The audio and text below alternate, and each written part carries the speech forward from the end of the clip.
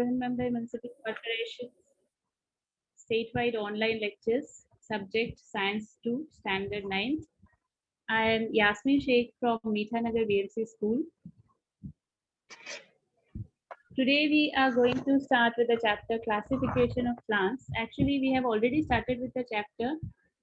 This chapter had started in the last week, right? So we'll continue with the chapter. It is the first chapter of Science 2, Classification of Plants. Okay, so before we start with plants classification, we have already studied in the previous class the classification of living organisms. It is important to know the classification of living organisms. So in the previous class also we have studied the five kingdom classification of living organism. So he was the person, you can see the picture. I hope all of you can see the screen. So this is the person, R.H. Whitaker, who he was the scientist who divided all the living organisms into five kingdoms. So here is the classification of living organisms. All the living organisms on the earth has been classified into five kingdoms.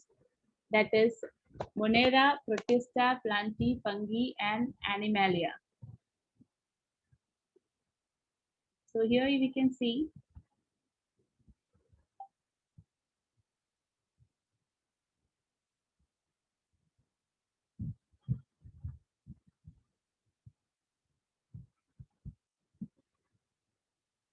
I'll show you with the help of a spotlight.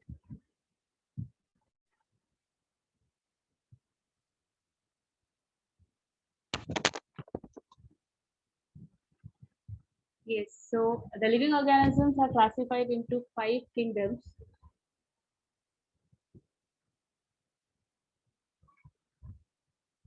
Monera, Protista,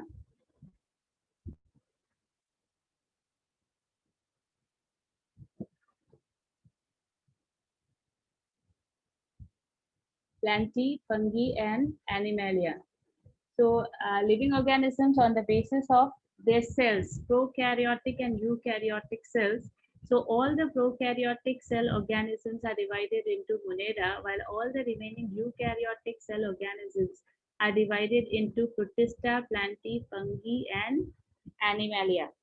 So, eukaryotic unicellular cells are included in Protista, while eukaryotic multicellular cells with cell wall and phototrophic are included in Plantae. So try to remember the characteristics. See how the classification has been done. Eukaryotic, multicellular with cell wall and phototrophic are the characteristics of plant kingdom.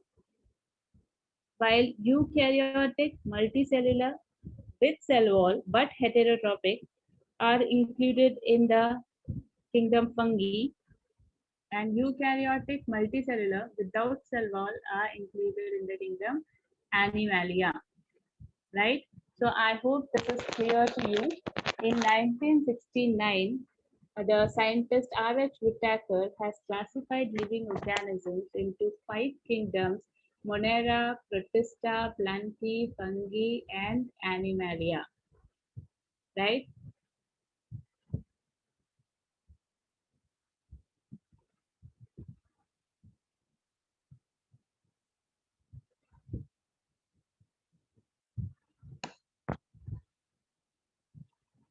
So first we'll try to understand what are prokaryotic and eukaryotic cells. Organisms with no well-defined nucleus and lack of cell organelles except ribosomes are called prokaryotes, right? So the organisms which do not have the cell wall, the organisms which do not have the nuclear membrane means the wall around the nucleus. So if the organisms do not have the well protected nucleus, those organisms are called prokaryotes, while the organisms which have well protected nuclear membrane bound nucleus are called as eukaryotes. So this difference you have to remember.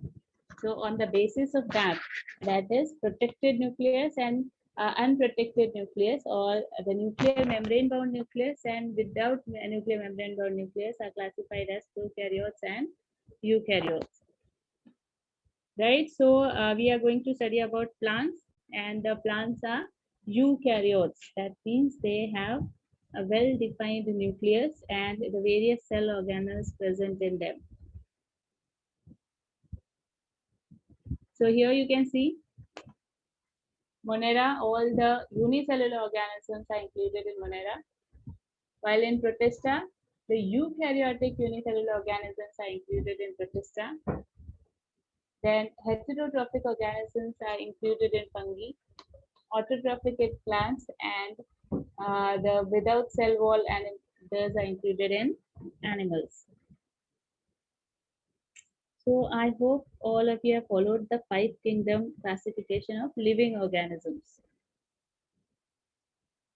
But in this chapter, we are going to study in details about plants.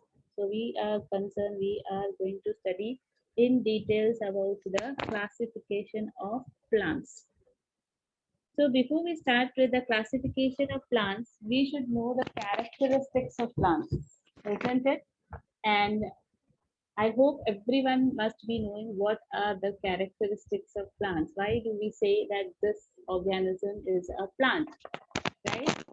So you should know the characters. Here you can see the characteristics of plants. These are the autotrophic living organisms, right? And as I have told you, they are having eukaryotic cells. Then the presence of cell wall. Each and every cell of the plant organism is bounded by a cell wall. So this is the one of the most important characteristic of plants, that the cells of the plants are protected by cell walls. And these are the main source of food for all the living organisms. So these are the main characteristics of plants. They are autotrophic, they are eukaryotic, then cell walls are present, and these are the main source of food for all the living organisms, right? So these are the special characteristics which differentiate plant cell from animal cell.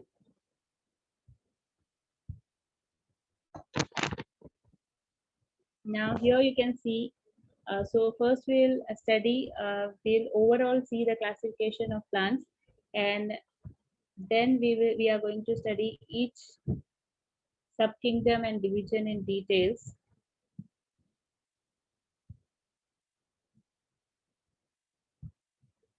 So here we can see the plant kingdom is divided into two subkingdoms, that is cryptogamy and phanerogamy. That is also called as cryptogams and phanerogams.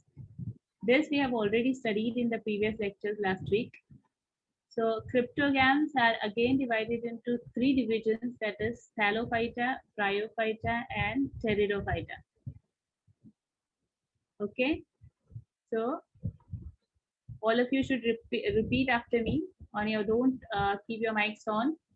So all of you should repeat. You should know the words how to pronounce. So at your homes, you should repeat these words. Repeat after me. Plant kingdom is divided into two subkingdoms: cryptogams and phanerogams. Then cryptogams are again divided into three divisions, that is Thallophyta, you have to repeat, Bryophyta, and Pteridophyta, right? While the phanerogams are divided into gymnosperms and angiosperms. Then Thallophyta is again divided into three groups, that is algae, fungi, and lichens. And here the angiosperms are divided into monocot and dicot. So I hope this plant classification is clear to you. So now we are going to study in details the characteristics of each subkingdom and each subdivision. And we are also going to study the various examples of all these divisions.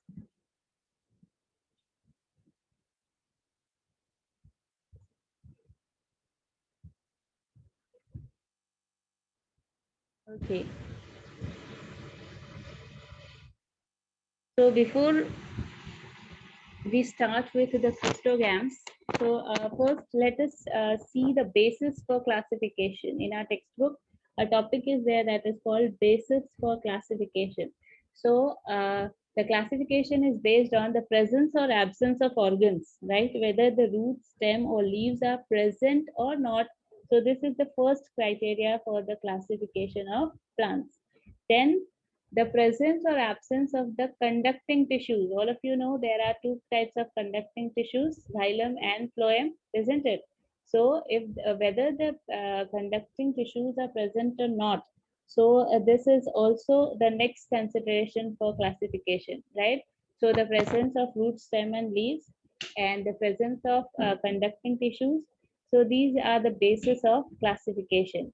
Then afterwards, when we move on to the next classification of the division, then the presence of flowers, fruits, and seeds are also seen. And even if the seeds are present, so whether they are open seeds or closed seeds, so that way, all considering all these, the other plants have been classified. Then in 1883, Ichler, a botanist, classified the kingdom Plantae into two subkingdoms, that is cryptogams and phanerogams. So Ichler was the scientist who has classified this plant into cryptogams and phanerogams. So let us start with the cryptogams, the subkingdom cryptogams. So cryptogams are the non-flowering plants, right? So on the basis of the presence of flowers and these are classified into the cryptogams and phanerogams. Cryptogams are non-flowering plants, while the phanerogams are flowering plants.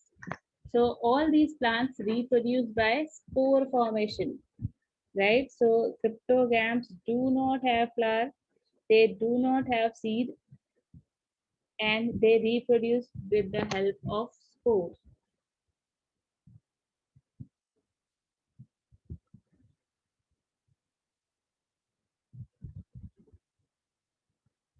So they all these reproduce by spore formation. They are called cryptogams as their reproductive organs cannot be seen. Right? Cryptos means hidden and gams means the reproductive organs. Right? So that is why they are called as cryptogams. That is, they have the hidden reproductive organs and they reproduce by spores. Now let us see these cryptogams are divided into three divisions. So the first one is Halophyta. Now we are going to study this in details, the characteristics of Halophyta. Now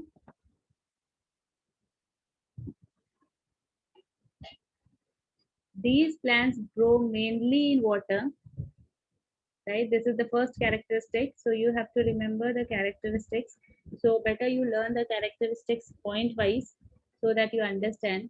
So these plants grow mainly in water. They do not have specific parts like root, stem, leaves, and flowers. They are autotrophic. They are unicellular and sometimes multicellular. And the examples are Spirogera, Eulothrix, Alba, Sargassum, etc. Right? So you have to remember all these characteristics. So we are going to repeat the characters. These plants grow mainly in water.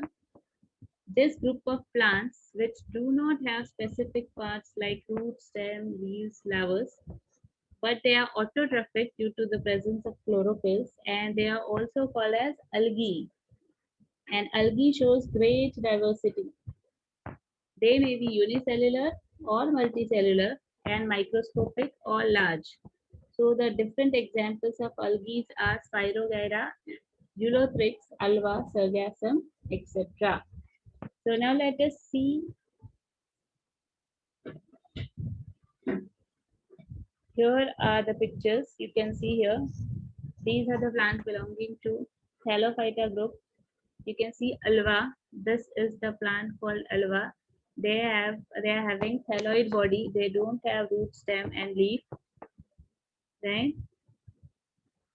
And they are aquatic. They live in water.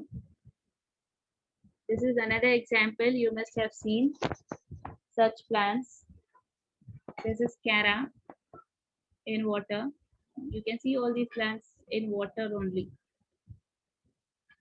This is Phyrogyra. This is very common.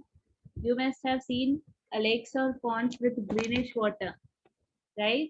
So if you collect this greenish part and if you observe them under lens or the microscope, you can observe the structure which is shown here.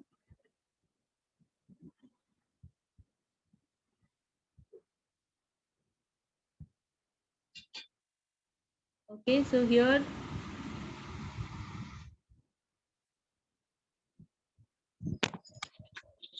you can see the Spirogyra. You can see this structure. If you're under this, if you observe this Spirogyra under microscope, you can see nucleus. Then cytoplasm is present, which makes it autotrophic, which helps the algae.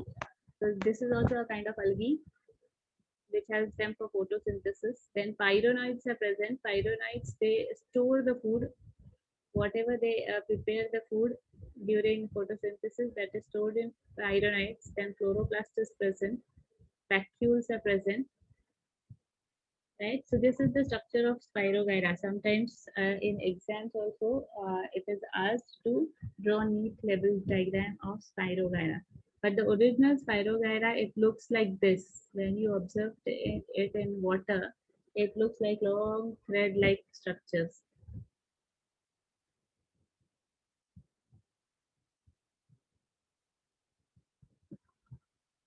Okay, and also various types of fungi like yeast and molds, which do not have chlorophyll, are also included in this group, right? So yeast, molds, and lichens are also included in this group. You can see here lichen. You must have observed such kind of lichens on plants. So they are heterotrophic. They cannot prepare their own food, right? So they depend on this plants for the food. So that is called as lichens. Yeast. So yeast are single cell microorganisms. They are also heterotrophic. They are included in this Thallophyta division. Then molds. Molds are the microscopic plant-like organisms composed of long filaments called hyphae. You can see the picture. Mold hyphae grow over the surface and inside. Nearly all the substances of plants are animal origin. So these molds can grow anywhere. It can grow on plants. It can grow on animals. It can grow on bread. You must have seen the fungus growing on the bread, right? So these are included in the plant kingdom, right? Though they are heterotrophic, these are exceptional cases, yeast, lichens, and molds. Though they are heterotrophic, they are included in this Thallophyta group. Okay. So before we move on to Bryophyta, right? So we have seen,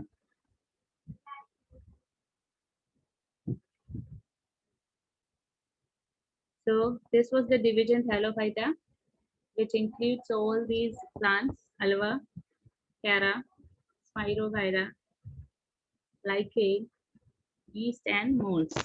Right. So I hope all of you must be clear with the Thallophyta, right? So these are non-flowering plants without seeds. That is why they are included in the subkingdom Cryptogams. Now let us move on to the next division, that is Bryophyta. Okay. Now you must have seen a lush green soft carpet on old walls, bricks, and rocks in the rainy season, right? If you scrape it gently with small ruler and then if you observe it under a magnifying lens, then you can see these plants which are called as Bryophyta, right? So these are not unicellular, these are multicellular plants, right? So you can see the characteristics, you have to remember these characteristics.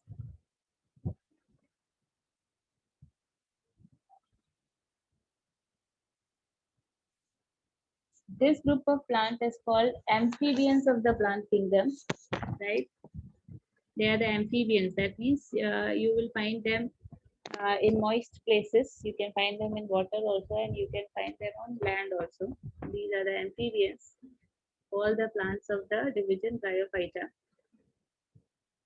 These plants are thalloid, multicellular, and autotrophic. Right? So again, these plants are not divided into root, stem, and leaf. They are thalloid, they are multicellular, and they are autotrophic.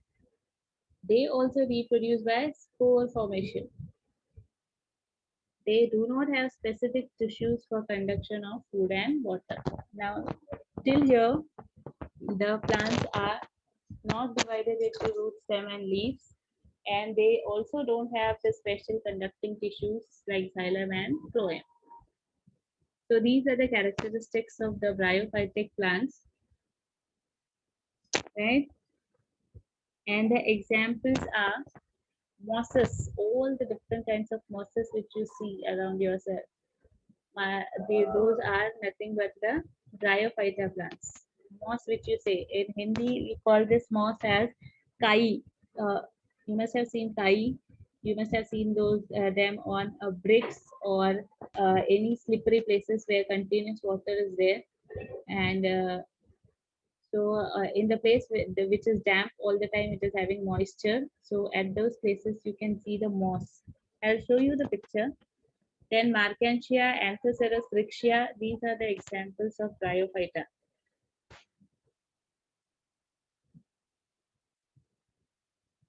So here you can see Funaria.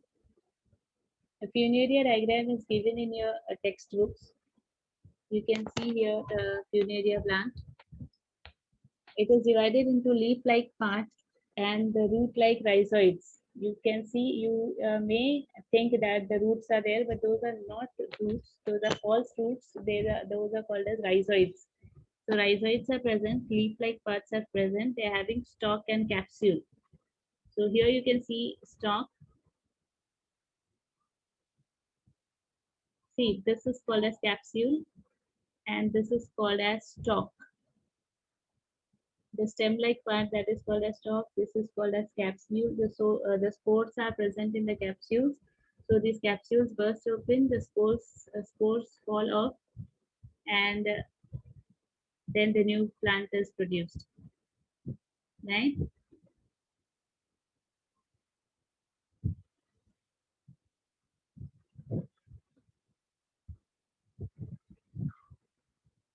You can see again, and Rixia. This also example is given in the textbook. Rixia. So this is how the Rixia plants look like. Now there are different varieties of Rixia, Funaria. So you will find the difference in the structures also.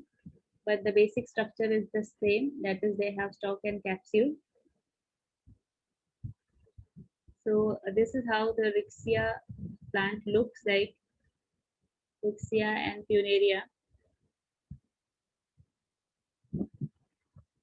You can observe when you go out and you see small plants, you take them in hand and try to observe them.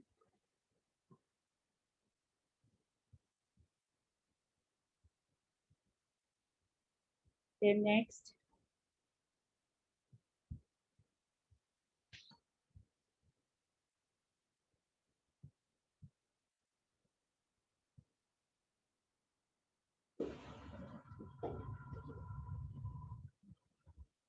yes, here you can see these are mosses. See, the whole of the mountain, the whole rocks are filled with the mosses. So these are the small plants which are included in the division Bryophyta. Right? These are called mosses. You must have seen the rocks and the bricks fully filled with these plants. They look like green soft carpet, right? So these are included. These are the plants of bryophyta. This is again Rixia. This is also a bryophyta. You can observe them. No root, leaf and stem. No conducting tissues. Okay. Then next division is pteridophyta.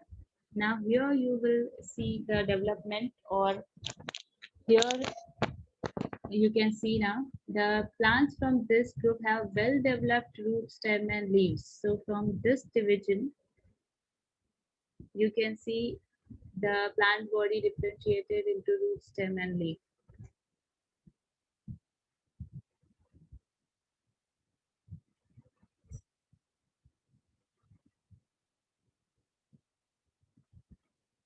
Right. So the plants from this group have well developed root, stem and leaf. Right. Then there are separate tissues for conduction of food and water. So here the separate tissues are also present, conducting tissues, as well as they are divided into root, stem and leaves, but they do not bear flower and fruit. So these are the characteristics of the division Pteridophyta. They also reproduce with the help of spores. So these are the characteristics of division Pteridophyta. So P is silent here. You have to read this word as Pteridophyta. Then the examples are ferns. So you may have seen ferns among the ornamental plants in a garden, right? So ferns are the ornamental plants. So most of the pteridophyta plants are ornamental plants. They do not have flower, but their leaves are beautiful, and that is why, yeah, they are grown in gardens. So take a leaf of a fully grown fern and then observe it carefully. So when you see the leaf, you will find spores on it, and these spores they fall off, and then the new plant grows from this. So these plants reproduce asexually by spore formation, and also some plants they reproduce sexually by zygote formation.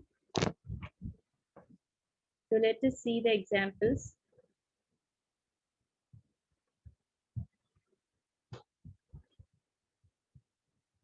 See here, you can see the picture. Ferns, you must have seen that plants. These are called as ferns. This is Selaginella.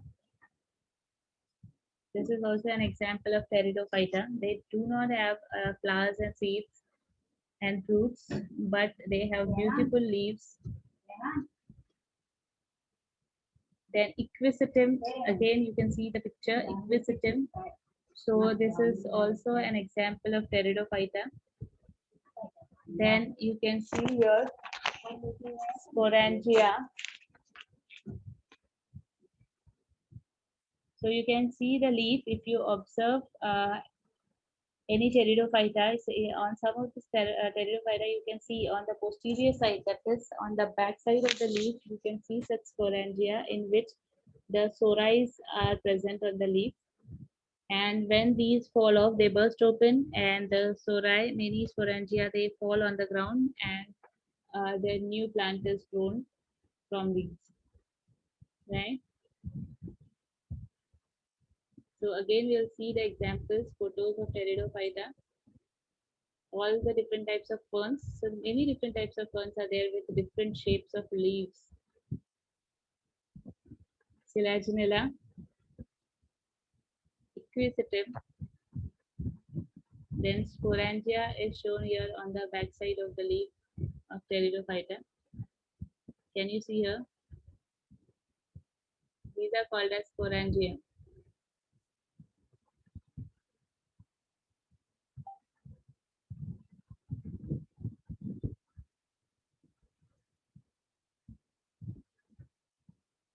These are called as Sporangia. One is called, single is called Sporangium, while when many are present, those are called as Sporangia. And the spores are present in this, and they reproduce with the help of these spores. This is a Equisetum plant.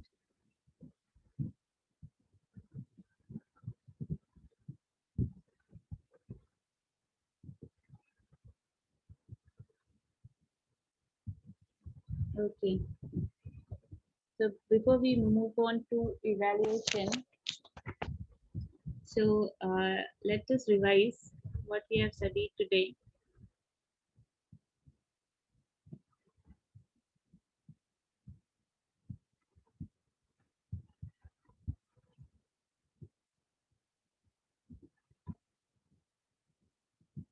Okay, so first we have seen the characteristics of plants, right? So the basic characteristics of plants, which all of you should know, the plants are eukaryotic, right? Plants are eukaryotic, then they have cell walls present in them. See, I'm repeating this again and again so that you get it learned.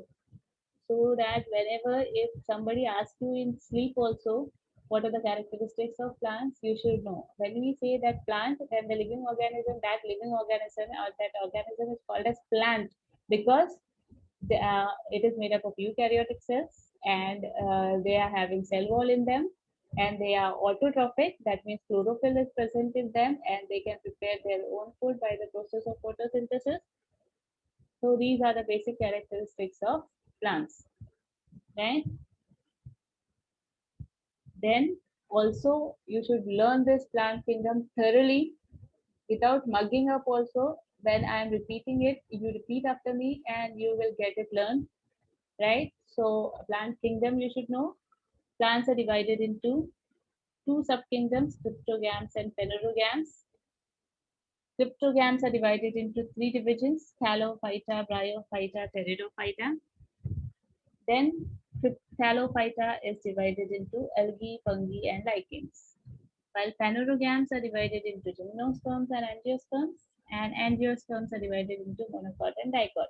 So this phanerogams division, this subkingdom we will study tomorrow. Today we have completed with the cryptogams.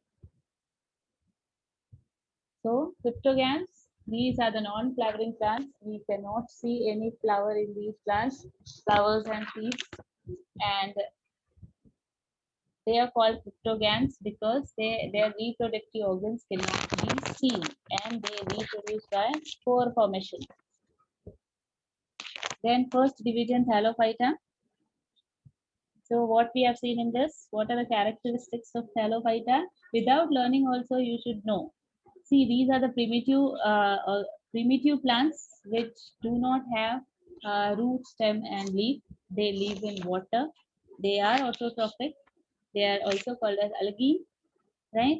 They may be unicellular or multicellular. So this much you should know. And the examples you have to learn: Spirogyra, Ulithrix, Alva, Sargassum, etc. So you can see them: Alva, Gyra, Spirogyra, and you should know the diagram of Spirogyra. When you observe it under microscope, this is the diagram: cell wall present, cell membrane, then nucleus, then chloroplast present in the spiral manner, vacuole is present, pyronoid is present, right? Then yeast, mold, and lichens are also present. These are exceptional. We do not contain chlorophyll. These are heterotrophic. Still, they are included in the division Thallophyta. Yeast, molds, and lichens. So you have seen lichen, these are yeast, and these are molds. Then division Bryophyta. So what are the characters? Again, these are also primitive. So these are also called, this group of plants is called amphibians of the plant kingdom. These plants are thalloid. That means again they are not divided into root, stem, and leaf. They are multicellular and autotrophic. They also reproduce by spore formation. They do not have specific tissues for conduction of food and water. Right? So the examples are mosses, Markensia, Anthocerus, Rixia, etc. So here are the examples: Dunaria with a stalk and capsule, which I've shown you. This is Rixia, this is Dunaria, these are mosses. So all these are included in Bryophyta. The next is Pteridophyta. Now these are the evolved plants. Evolved means now the evolution has taken place, and now they are from this group they have well developed root, stem, and leaves. They have separate conducting tissues for food and water, but they do not bear flowers and fruits. They reproduce with the help of spores. So the examples are ferns like Nephrolepis, Marsilia, Ceres, Ediantum, Equisetum, Selaginella, Lycopodium, etc. So you should learn these examples. You need to learn the names of the examples. So here are the ferns, beautiful pictures. Selaginella, Equisetum, and here the picture showing you sporangia. Okay, so we'll stop here today, and I would like to give you one homework, and this is very interesting, and I want all of you to do it, right, in your rough notebooks, or maybe if you have made science notebook. What you have to do is collect the photographs of 5 plants, each of Thallophyta, Bryophyta, and Pteridophyta division, and write a description of each, right? So you will collect the photos from the internet, right? That is very easy. From internet, you collect the photos of 5 plants belonging to Thallophyta division, 5 plants of Bryophyta, and 5 plants of Pteridophyta. Beautiful pictures are available on the internet. So paste them, 5 pictures of each division, and write the characteristics of each division. That's it, right? I hope you will enjoy doing it. So please do it. Everyone will do it. Okay, so we'll stop here. If anyone is having any doubt, can ask me.